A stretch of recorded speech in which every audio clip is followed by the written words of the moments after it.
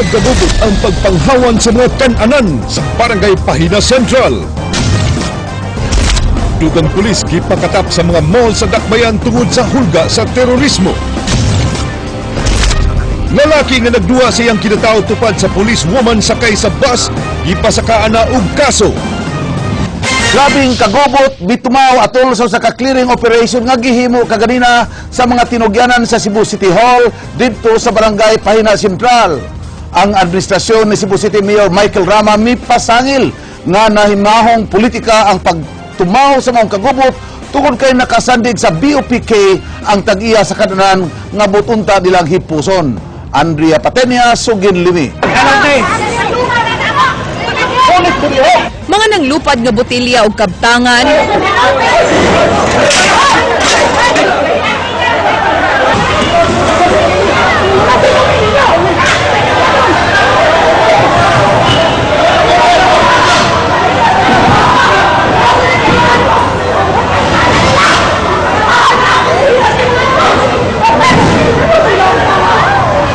sinagitay,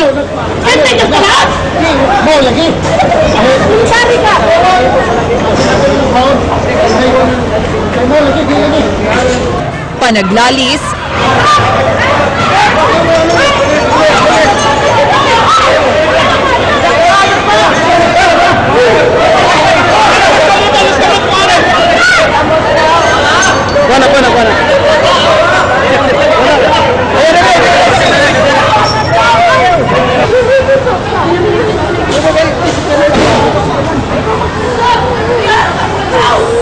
binirahay,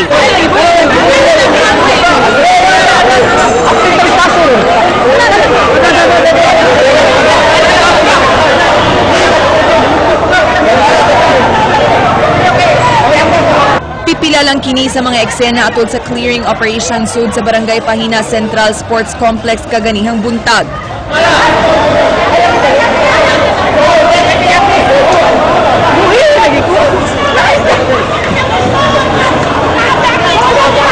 Gipangunayan sa mga sakop sa Prevention, Restoration, Order, Beautification, Enhancement Control sa Cebu City Hall ang maong operasyon nga sa walang damha misangpot sa grabing kagubot.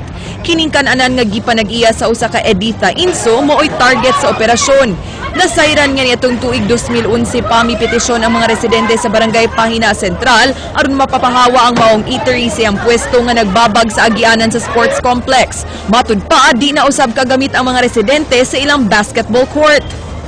Kaya gilabig siya tanaw gudari sa complex sa Diyan karon nalipay na sad mi nga medyo limpyo na kayo.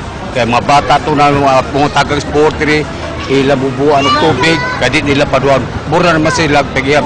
Ang kanang kasilyas nga public na sa partis babae, wa nila ipagamit, sila rin mo gamit. Ang mga babae di kay bawang awas, wa na kadudog, asa sila napit mangihi. Magduwag basket, ilang bugawon, tangan lag siya ang goal para di kadua. Mga bata, baso nila ang kanang tungo sa goal, aron di kadua. Gawa sa mga residente dinhi sa Barangay Pahina Central ang mga kadagkuan mismo sa Cebu City Medical Center mo'y nireklamo sa presensya sa mga manindahay sud niining sports complex. Gani ning maong suwat nga gipada sa hepe sa CCMC nga si Dr. Gloria Duterte ngadto sa probe ni adtong Hulyo 26, iyang gihango nga unta paspasan ang pag-clear sa mga food vendors sud niining sports complex sanglit makabalda kini sa ilahang renovation project. Kung diin buot nilang himuong Animal Bite Treatment Center kini ilang kasamtangang storage facility. Apan, nagdumili sa pagpakumpiska sa ilang mga gamit ang ginsakpan sa eatery ni Editha.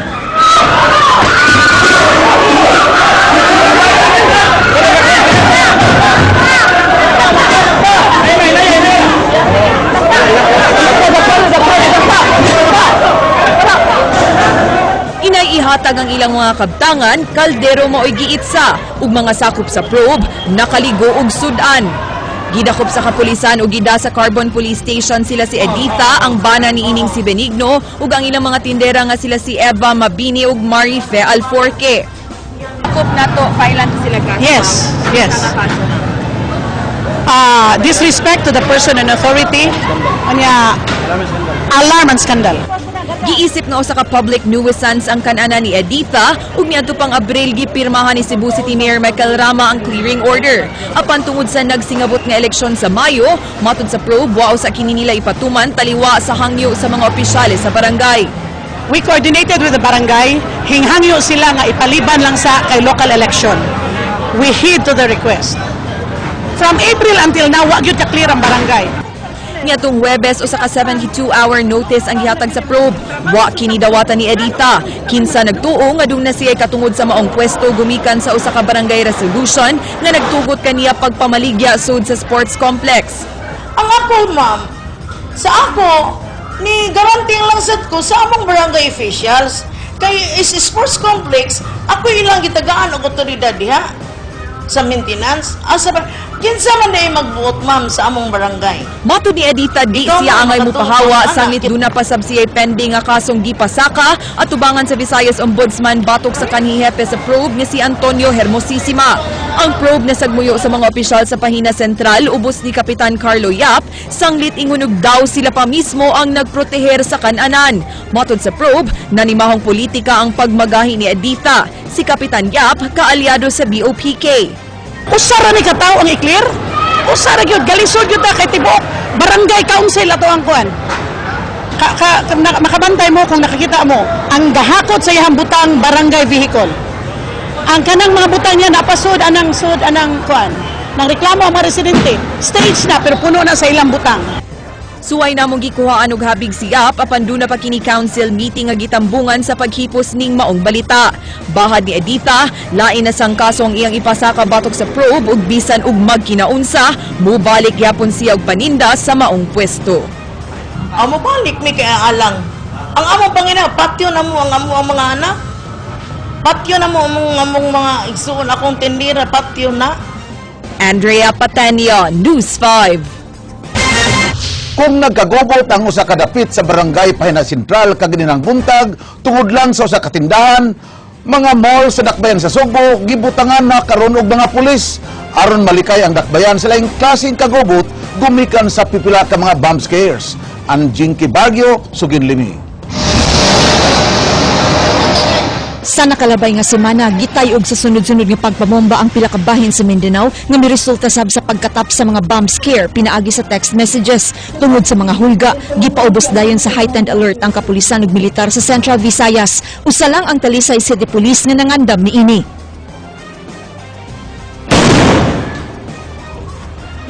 Sa simulation exercises kaganiha, gipakita sa kapulisan sa Talisay kung unsa sila kaabdik pagresponde sa mga bomb threat.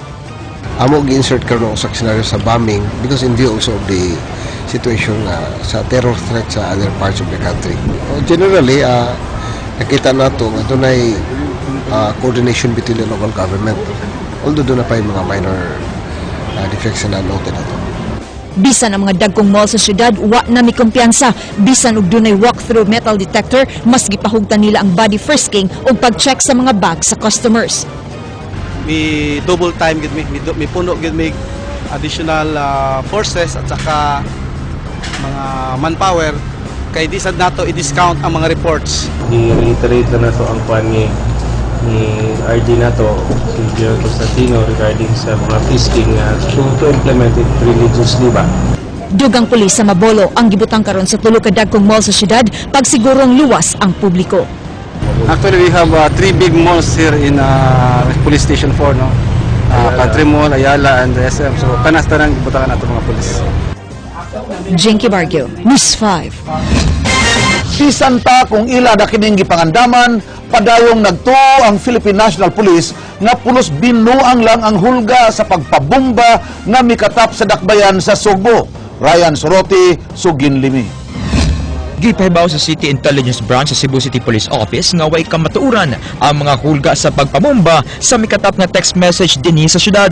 Bisan ang National Commission on Muslim Filipinos mingon nga way angay ikabalaka sa mga report sanglit layo ra nga mahitabo ang pagpangatake dinhi sa Cebu City.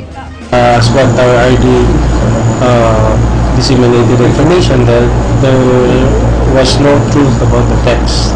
Alam ko false information yun. Yung sabi ni Colonel Romana kanina na binabalidit pa nila kasi yan ay mga false information. Sa akin din, yun din false information yan.